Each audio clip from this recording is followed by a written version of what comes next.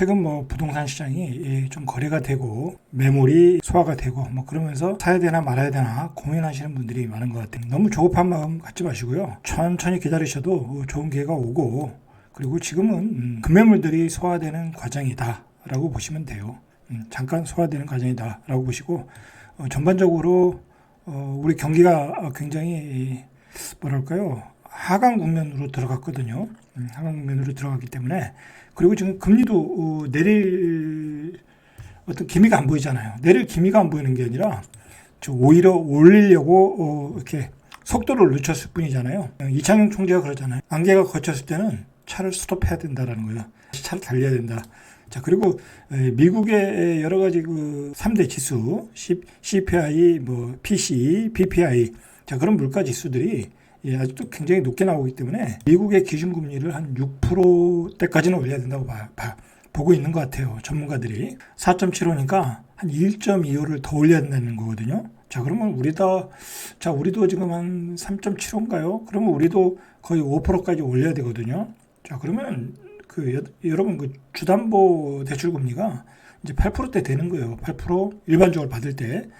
그러면 여러분들 요즘 최근에 고분양가에 받는 아파트들 못 받아도 10억짜리 받으면 한 4억은 받으시잖아요. 그죠? 아무리 못 받아도 3억은 받잖아요. 그러면 그거 한 달에 이자를 임금은 그렇다 치더라도 이자를 한 250 막 그렇게 내야 돼요. 이자만. 그거 살기 어려워요. 살 사람도 없고 이제 그렇게 보셔야 돼. 이렇게 큰 그림을 보시면 지금 마음이 조급할 일이 없어요. 조급할 일이 없어요. 자, 제가 아무리 생각을 해도 그래요. 아무리 생각을 해도. 자, 그리고 제가 언제 정도에는 나의 주택을 마련하기 위해서 사야 되겠다라고 하면 제가 또 상담을 할 거니까 여러분들이 그때 상담 받으셔가지고 좋은 내 집 마련하시면 되고요. 자, 그리고 또 문제는 뭐냐면 앞으로 나올 그 싼 주택들, 그죠? 상기 신도시, 넓게는 4기 신도시, 그리고 안에서 도심에서의 어떤 주택들, 그 싼 주택들이 많이 분양을 하거든요.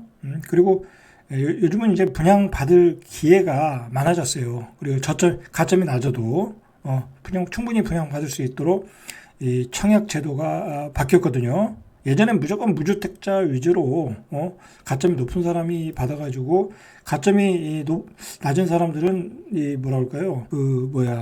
구축 유통시장에 비싸게 사는 바람에 집값을 급등시키는 요인이 됐는데, 이제 안 그래요. 이제는 유주택자도 교체 매매를 할 수 있고, 그러니까 여러분들 마음 조급할 일이 없어요. 여러분들이 훨씬 유리한 이게 내 집 마련하는 사람들, 보다 큰 평수로 이전을 해야 되는 사람들, 훨씬 유리한 입장으로 돼 있어요.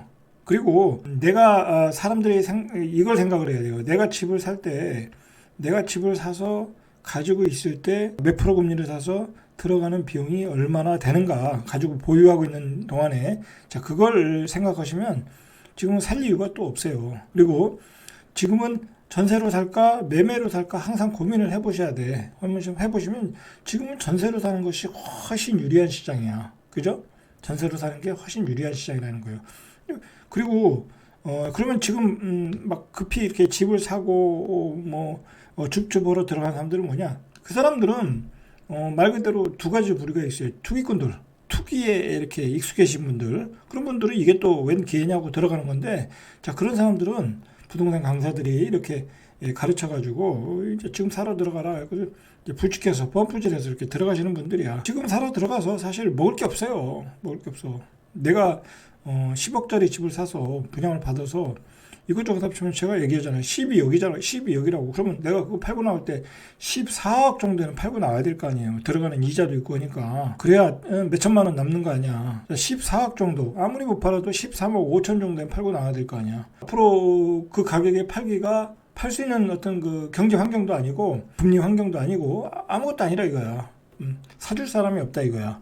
강남의 아파트도 아니고 변두리에 있는 서울 변두리에 있는 아파트들, 그걸 13억 5천에 살 사람이 없다 이거야.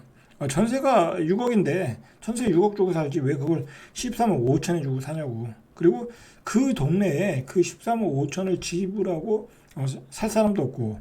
자, 그 13억 5천이 찍은 거는 말 그대로 집단 관계가 일어났을 때 옆에 지역에서 그 집값이 막 올라가니까 그 이제 두려움에 꼭지를 찍은 거야. 꼭지를 찍었는데 지금도 마찬가지야. 지금도 이제 무주택자들이 이 고점 대비 싸다고 이제 집을 사러 들어가는 것은 앞으로 또 집값이 또 예전처럼 오르는 거 아니냐? 이제 그렇게 생각을 하는 거야. 예전처럼 오를 수도 있어요. 그러나 그거는 아주 먼 미래 이야기다. 먼 미래 이야기. 단기적으로 중기적으로는 그런 일이 일어날 수가 없는 상황이야. 자세한 얘기는 계속 방송에서 이야기해드리니까 보시고 이제 판단하시면 돼요. 전체적인 얘기는 이제 거기까지 하고, 자, 이제 제가 이제 계속 사이팅을 하잖아요. 이제 그 사이팅을 하는데 서울 수도권에서 사이팅을 해보면 그 외곽 이런 뭐 예를 들어 뭐 수도권 외곽이라고 하면 수원, 그죠? 수원도 이 병정 같은 데가 외곽이잖아요. 자, 그 다음에 뭐 평택, 오산, 봉담 이런 외곽 지역들, 뭐 용인으로 보면 뭐 동백지구, 뭐 그죠? 이런데, 자, 용인 뭐 구갈동 이런 지역들 외곽이잖아요. 기흥도 외곽이고, 자, 이런 지역들, 그죠? 여기 동백, 그죠? 자, 이런 지역들.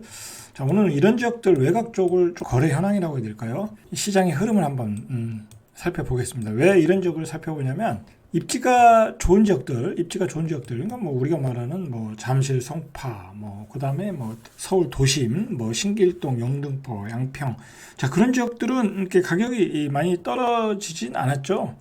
많이 떨어지긴 했지만 아직도 전세가율이 한 50% 정도. 예를 들어 뭐 3억에서 5억 떨어졌어도 전세가율이 50%예요. 버블이 어마어마했다라는 거야. 그런 지역일수록 버블이 어마어마했다. 그러나 전세가율이 떨어졌는데도 불구하고 50% 정도다. 자, 그런데 이런 외곽 지역들이 있죠. 자, 이 병점이 예전에 그 이제 이 시장이 뜨겁기 전에 여기가 전세가율이 뭐 기본이 80%였어. 80%. 그죠? 80%였던 지역. 자, 이런 지역이 85%까지 갔네. 매매 가격이 1억 9천이고 전세가 1억 6천이야. 그래가지고 이 지역이 나중에 갭 투자들이 어마어마하게 들었죠. 갭이 작았잖아요. 그러다가 갭 투자들이 이렇게 들어온 거야. 들어와가지고 한 4억까지 올려놨어요. 한 2억 가던 걸 4억까지 올려 다시 2억 4천에 온 거야. 뭐 한 2억이라고 하면 저점이 2019년 2017년도 가격이 2억 2천이네요. 그러니까 거의 2017년도 가격으로 오고 있네요. 그죠? 2억 4천이니까. 2020년 7월에 2억 2,500에 사셨네요. 그죠? 이분도 이제 투자로 들어온 거죠. 갭 투자로 들어왔다가 그냥 거의 본전에 털고 나갔다고 봐야죠. 본전에 털고 나간 거야. 이제 이런 현상을 이제 외곽에서 보여주고 있다라는 거예요. 자, 제가 왜 이 병점을 먼저 케이스로 꼽았냐면, 이렇게 갭이 붙었던 지역이라는 거예요. 갭이 이렇게 붙었던 지역이라는 거야. 이게 몇 년부터예요? 이게 2014년도부터 2019년까지 이렇게 갭이 붙었다는 얘기는 뭐겠어요? 사람들이 전세를 살지 매매로 안 산다는 얘기죠. 굳이 여기에 투자할 일이 별로 없었다. 뭐 투자 가치는 없으니까 그냥 전세로 살다 다 갔다라는 얘기야. 그러다가 이제 그 부동산 상승 사이클이 오면서 이렇게 어떤 갭 투자꾼들이 들어와서 이렇게 가격을 2배 올렸다라는 거야. 그러면 자 보세요. 거래가 몇 건이나 됐을까? 보시면 2021년, 2022년 3월 14일. 이때 사신 분은 좀 억울하겠네. 그죠? 둘레 한 6건밖에 안 됐어. 그죠? 6건밖에 안 됐어. 그러면 이 4억이라는 가격이 앞으로 다시 찍을 일이 별로 없겠죠? 그죠? 여기가 4억을 찍으려고 하면 거의 전세가 한 3억 8천. 그죠? 그 정도 가야 계속 꾸준히 가야 4억 2천을 찍을 수 있는 거야. 계산상으로 보면. 이 얘기는 뭐냐면 입지가 떨어지는 지역에서는 결국은 제가 얘기하는 게 현질 가치로 회귀한다라는 얘기를 계속 강조드렸어요.